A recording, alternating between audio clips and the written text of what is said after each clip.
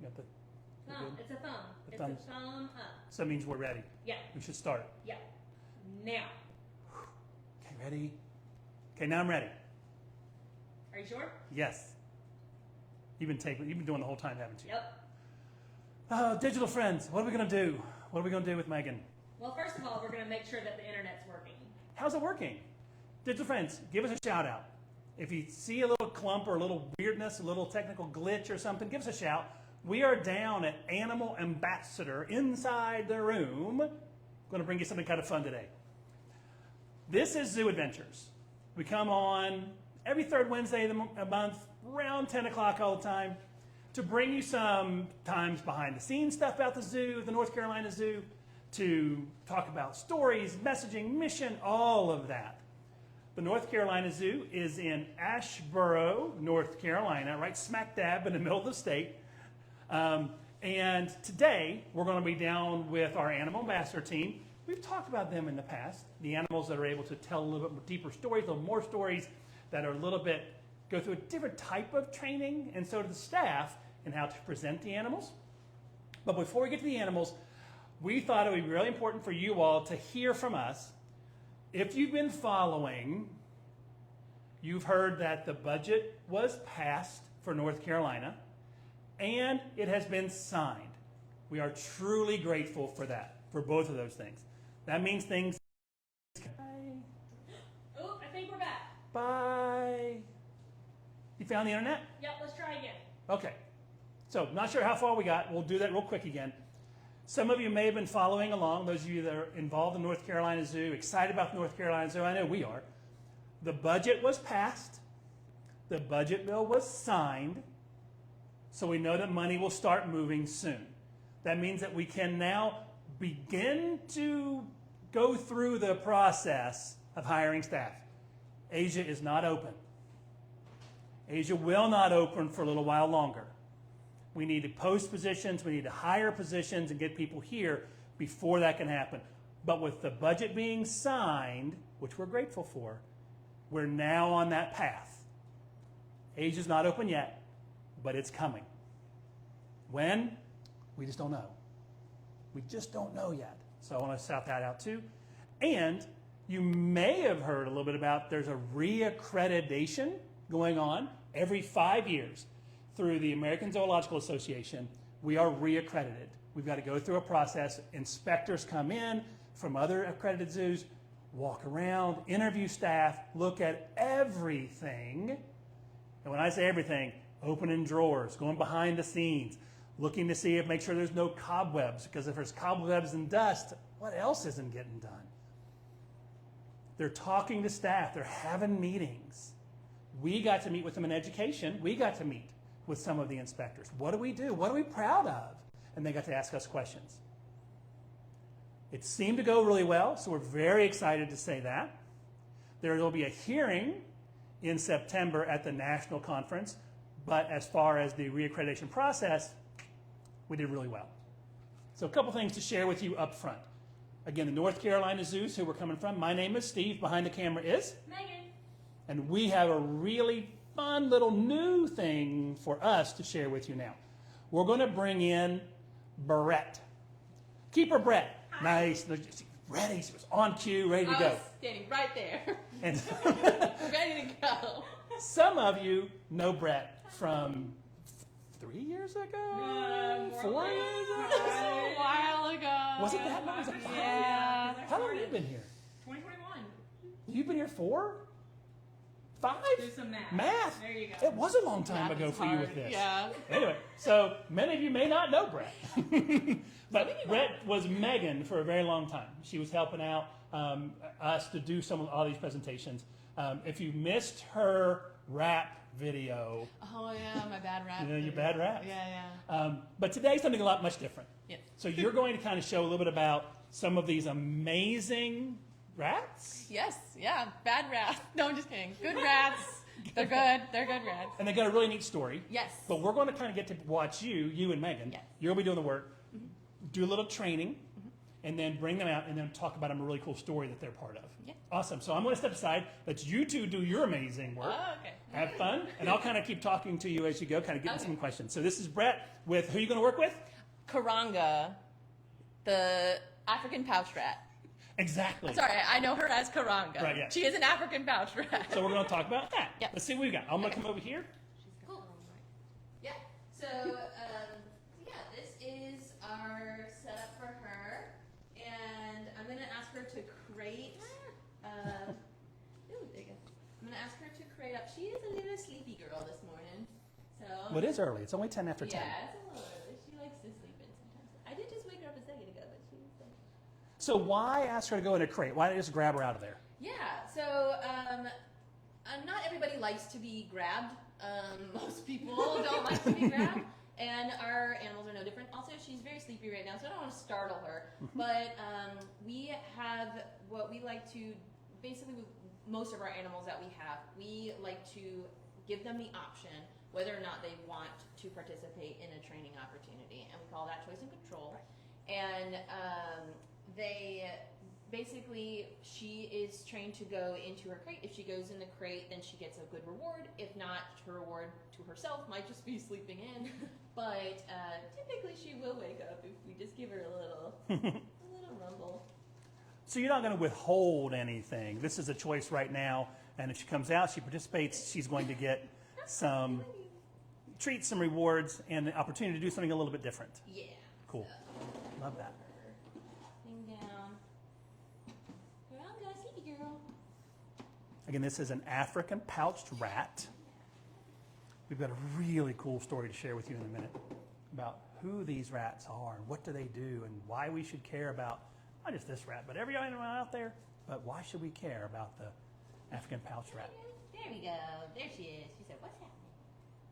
Yeah. Good. There's a little bit of zucchini right in her tail. Look at that tail. There's zucchini right there. And there's the She reward. is. All right, so the crating behavior worked. Yeah. And so that is her telling me, like, she's ready to go. She's okay to train. She's okay to come out. Yep. If she had not gone in the crate, which she has done before, she has just decided not to go in, then I would just leave her alone. And then we could potentially try with our other girl. Her name's Sniffy. What? Her name is who?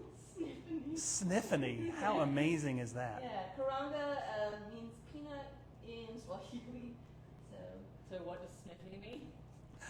Really good sniffer. It means good sniffer.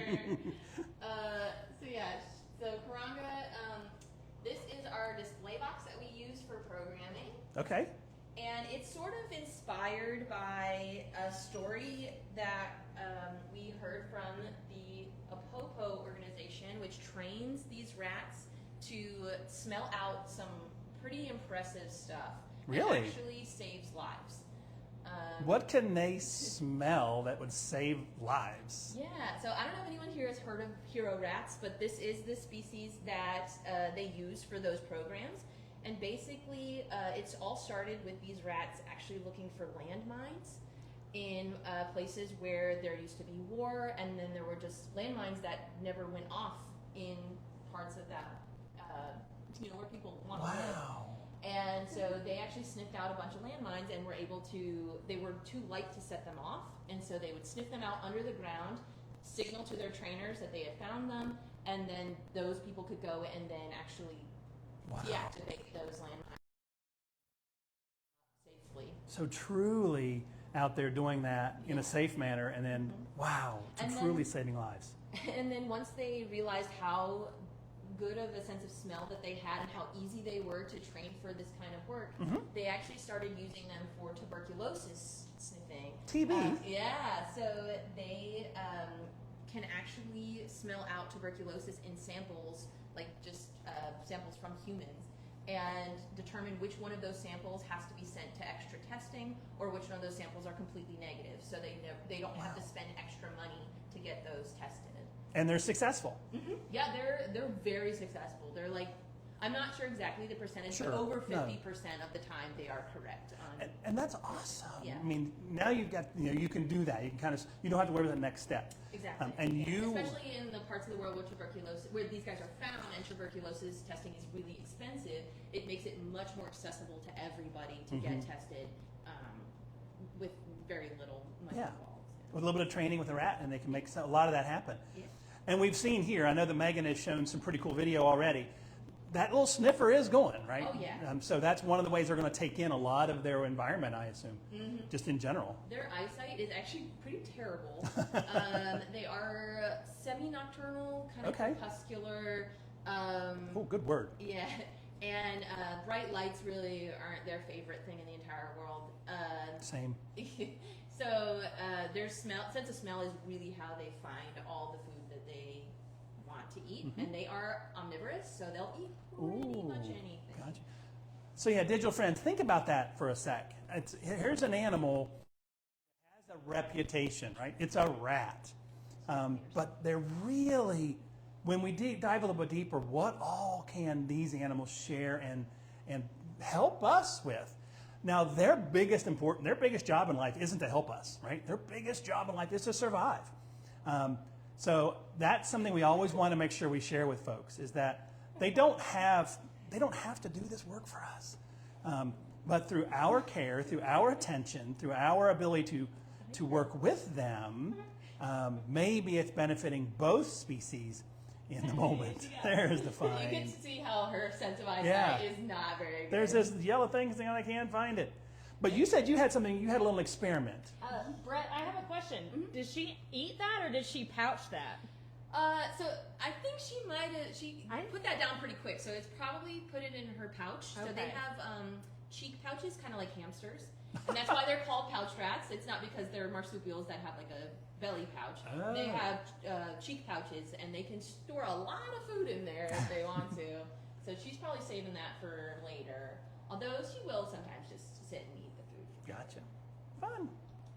But yeah, so basically, in order to stimulate her sense of smell and do those natural behaviors, we are not testing tuberculosis with this method here at the zoo, but we can still do those sort of demonstrations for people and show them how it's possible, and also give them the rats something to stimulate their minds and their sense of smell. I love that in the enrichment side of things, because when we're trying to do anything to enhance that natural behavior, we're seeing it here. The sense of smell is that natural behavior. Yes, we are able to gain a benefit from that. But if you can make that happen even more, you can kind of encourage them to go down that path, it's kind of cool. I saw a couple shout outs there. I saw Bill was saying hey. I saw Ty said hey.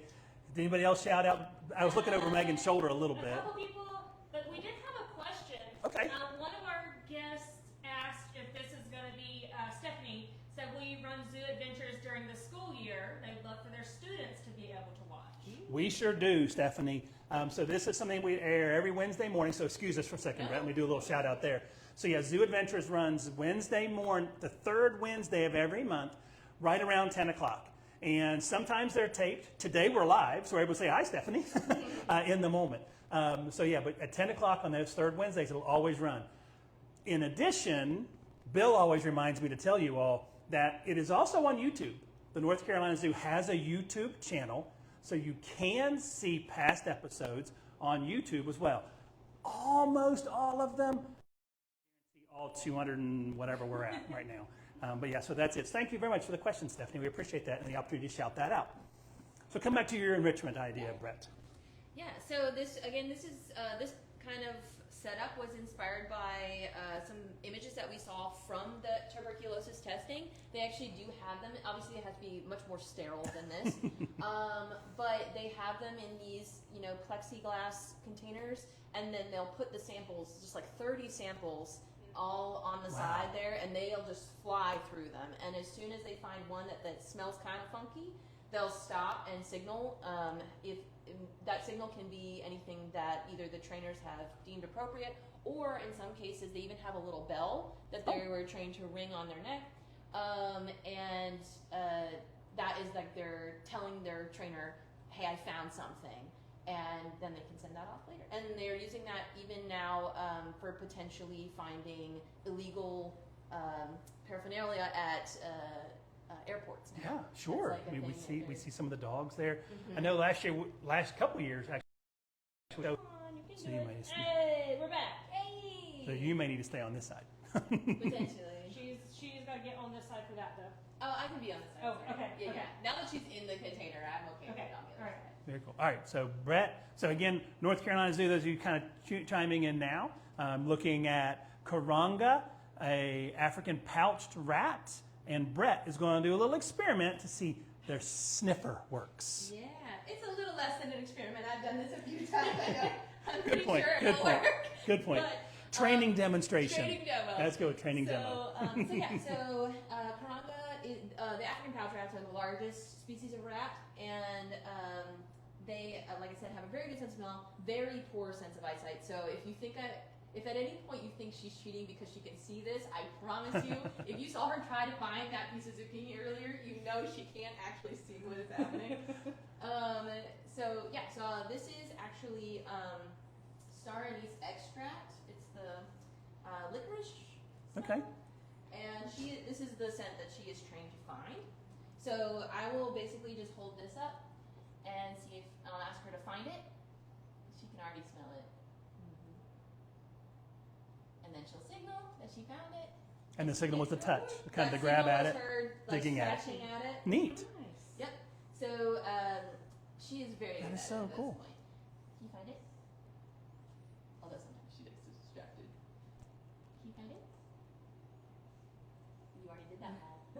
There's probably scent on that still, huh? Yeah, sometimes they'll actually start signaling way before I even bring the tube over because their sense of smell is so good. Girly. She's like, it's She said I knew it was there. There's a hole. Almost. Actual hole. Almost. Good.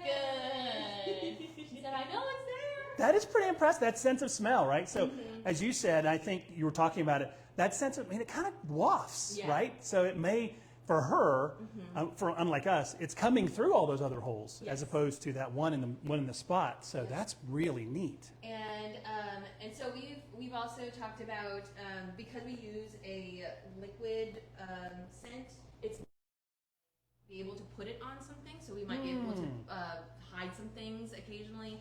And if we can get if we decide that we want to get her in a larger demonstration area, we can potentially put it in something or that she has to find all on her own.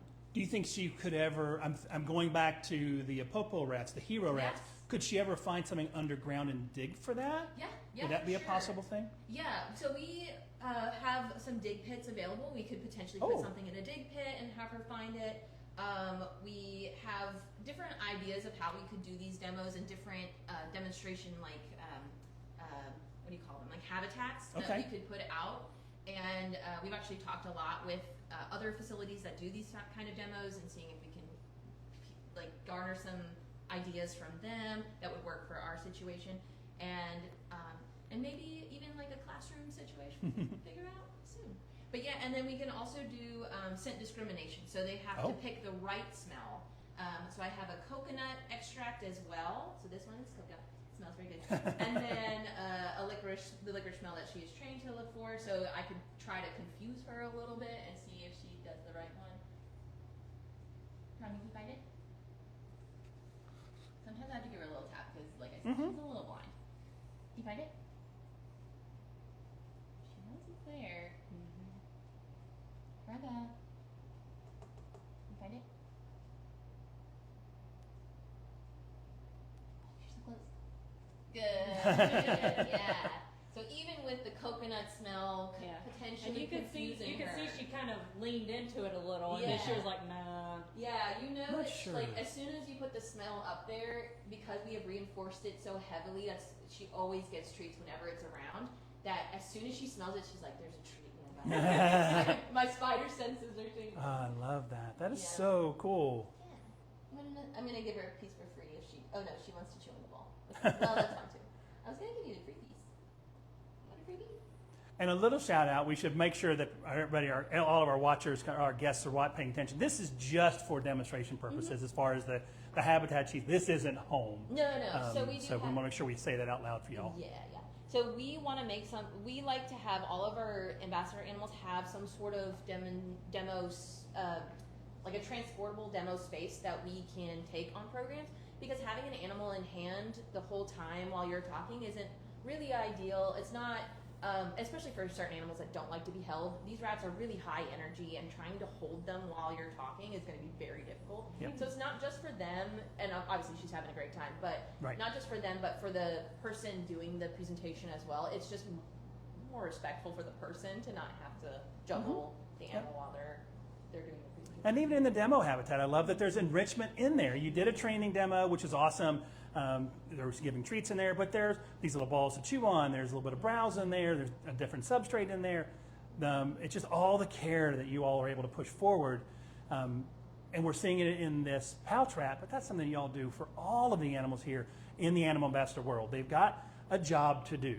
We want to get them out and kind of associate with guests. So we want to have more of a dynamic experience sometime with the Animal Ambassadors here, but they get the exact same, and I'd venture even a little bit of a different level of care because they have those two jobs to do. Yeah, we definitely lean really hard into